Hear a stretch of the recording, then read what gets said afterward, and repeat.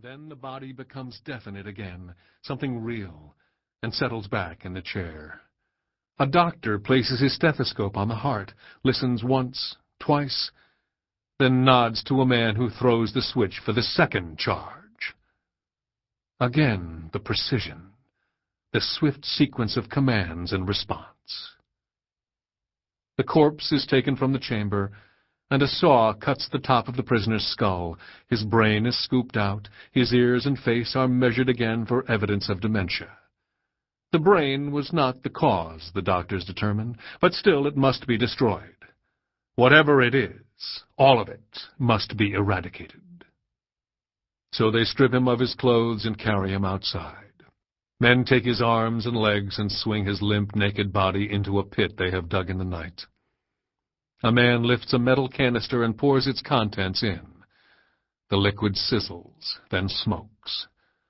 The men watch as the skin melts into nothing, and the acid, it is sulfuric acid they have poured in, works through the layers of muscle, fat, tissue, then bones. There is a heart, a liver, a stomach, intestines, organs that are no longer identifiable as the acid devours what remains. More signals. A man in a beaver pelt hat on the edge of the pit nods his head. Another carboy of acid is poured in until there is no body there, only mist at the bottom of the hole that rises up, up, up. And Leon Czolgosz vanishes into a speck, that nothingness out there on the horizon.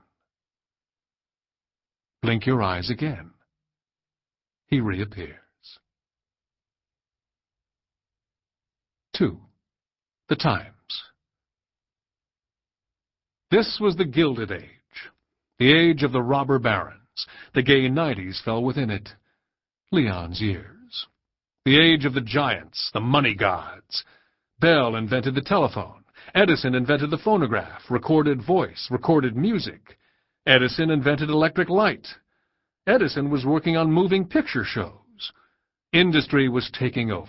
Railroads were covering the nation in long lines of track. Forests were hacked down to form roads that would never end. Fathers who had traveled west in horse-drawn wagons now stepped into a railway car in San Francisco and stepped off in New York. This thing, this organism, America, was growing more complex. There were trolley cars over ground to take you through the cities. Tunnels and pipes coursed underneath. And there was talk of horseless carriages, automobiles. The cities were taking over. The work was in the factories. Children worked. Women worked. Giants made of money were written of but never seen. Gods of the new industrial age. They owned everything and lived in some magical place beyond human imagination. Carnegie was the god of iron. Rockefeller was oil. Jay Gould and Leland Stanford were railroads. J.P. Morgan was steel. Horatio Alger wrote of Ragged Dick transforming himself from street urchin into millionaire, armed only with ambition, wits, and know-how. In 100 books he pulled the trick, but in truth the gods had already snapped up all the money. There wasn't any left. That is why we needed to churn out silver money.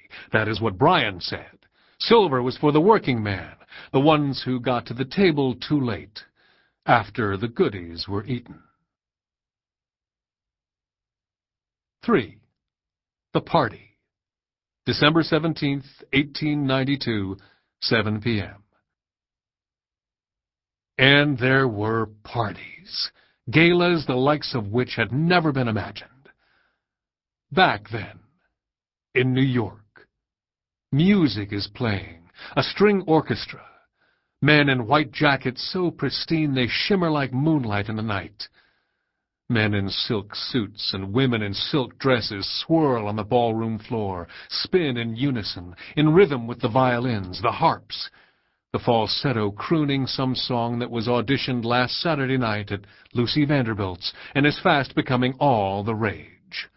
From eye level, if you are a dancer on the floor, or a young man sipping martinis at the bar, the silk swirls in circles, wrapping round waiters' corkscrews. But if you are gazing from above, if you are Andrew Carnegie, J.P. Morgan, if you are Jay Gould or John Rockefeller or some other god gazing down, the men and women, rich as they are, beautiful as they are, flowing to the music like champagne, would seem like cogs in a machine just invented to manufacture steel tubes at twice the speed and a third of the cost. Or you may be Morris Vanderveer, beaming up at the musicians, angels of sound, the finest New York City has to offer, as they tune up on your balcony. You have had the balustrade completely redone for this party. Last week, a band of Italians straight off the boat finished sculpting a line of gargoyles who now poke out from the rails, laughing and crying and howling, all in gold foil. Price be damned. Just tell me how many zeros. Proud of this party you are hosting, this celebration of life, of America. Brushing a speck off the epaulette of a waiter strolling by, bending over to sneak a peek at the French maid, herself bent over, quite dusting.